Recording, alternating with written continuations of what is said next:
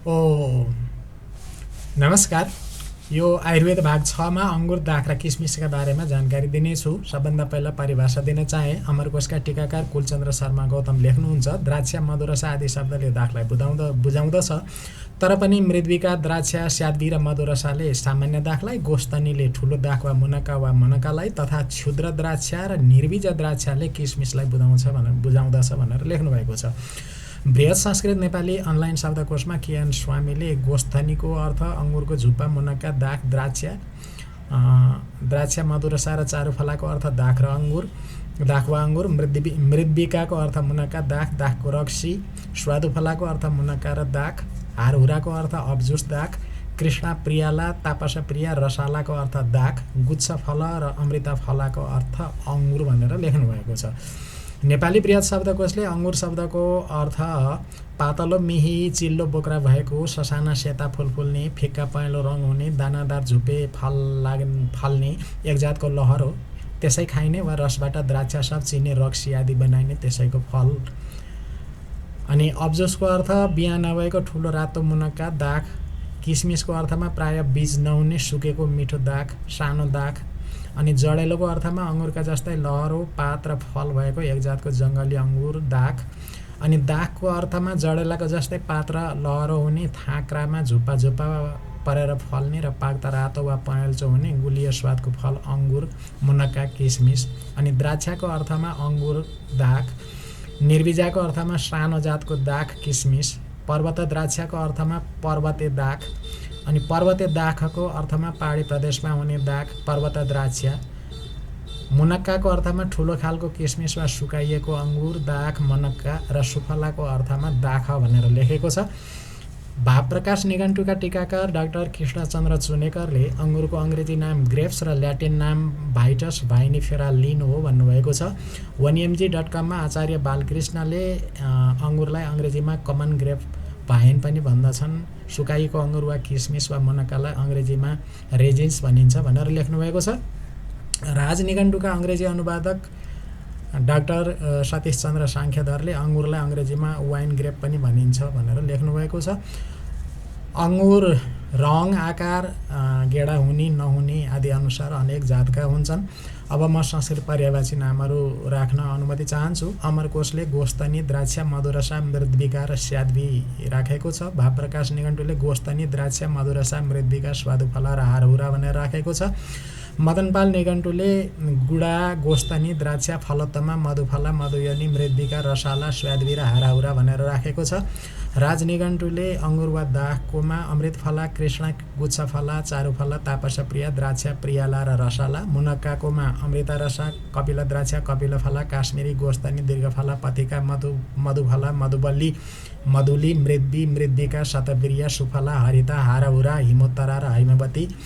अनि किसमिसको पर्यायवाची शब्दमा काकली द्राक्षा, जम्बुका, निर्बीजा, फलोत्तमा, रुचिकारिणी, लघु द्राक्षा र सुवृत्ता भनी राखेको छ।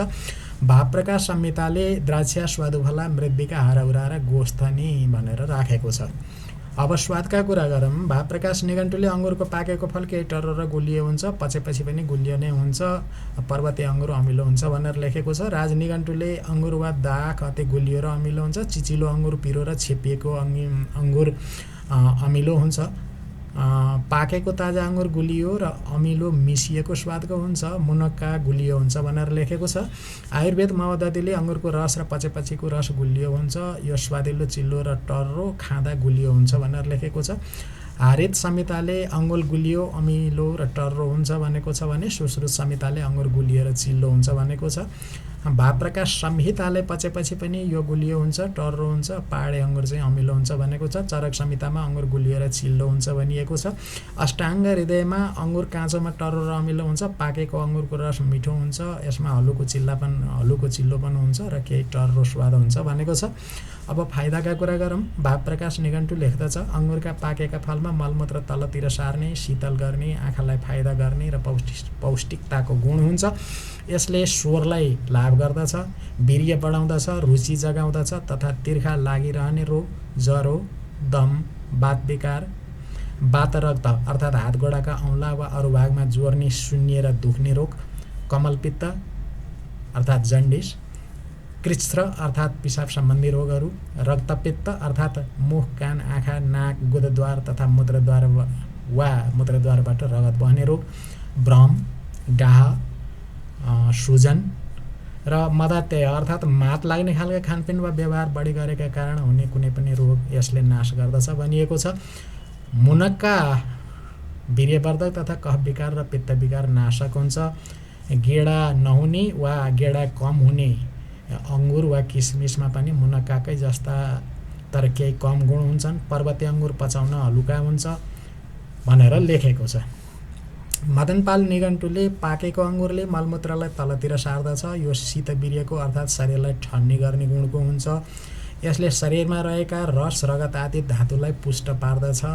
तिर्खा लागिरहने रोग, ज्वरो, दम, वाकवाकी, बात विकार, रक्त विकार र कमलपित्त वा जन्डिस नाश गर्दछ। अङ्गुरले कृच्छ्र अर्थात् पिसाब सम्बन्धी रोगहरू, रक्तपित्त अर्थात् मुख, कान, आँखा, नाक, गुदद्वार तथा मूत्रद्वारबाट रगत बहने रोग, मोह, डाह, सुजन र मदात्यय अर्थात् मात लाग्ने खालका खानपिन वा व्यवहार बढी गरेका कारण हुने रोग नाश गर्दछ। साना खालको अङ्गुर वीर्यहीन हुन्छ। गाईको थुनको मुन्टो आकारका अङ्गुरको गुण ठुलो अङ्गुर अथवा मुनक्का जस्तै हुन्छ। पहाडतिर हुने अङ्गुर पचाउन सहज हुन्छ तर अमिलो हुन्छ। यसले कफ विकार र अम्लपित्तलाई जित्दछ भनिएको छ। राजनिघण्टुले अङ्गुर वा दाखको फाइदाको कुरा लेख्दै यो शीतवीर्यको अर्थात् शरीरलाई ठन्डी गर्ने हुन्छ। यसले पित्त विकार र डाहलाई जित्दछ। पिसाब सम्बन्धी रोग नाश गर्दछ। रुचि र वीर्य बढाउँदछ। यो अति तृप्तिदायक हुन्छ। अङ्गुरको चिचिलो फल उष्णवीर्यको अर्थात् शरीरलाई गर्मी गर्ने गुणको हुन्छ। छिप्पिएको अङ्गुर अरू कुरामा मिसाएर खाए यो रुचिप्रद र पाचन शक्ति बढाउने गुणको हुन्छ। पाकेको ताजा अङ्गुर तिर्खा लागिरहने रोग, रक्त विकार र पित्त विकार नाशक हुन्छ। पाकेर सुकेको अङ्गुर थकाइ नाशक, तृप्तिदायक र पुष्टिदायक हुन्छ। अङ्गुर शीतवीर्यको अर्थात् शरीरलाई ठन्डी गर्ने गुणको हुन्छ। यसले पित्त विकार र रक्त विकार नियन्त्रण गर्दछ। चिल्लो र पाकेपछि यो अति नै रुचिकर हुन्छ भनेर लेखेको छ। थप लेख्दछ अङ्गुर आँखाका लागि हितकारी हुन्छ तथा दम, खोकी, थकाइ र वाकवाकीलाई शान्त पार्ने गुणको हुन्छ।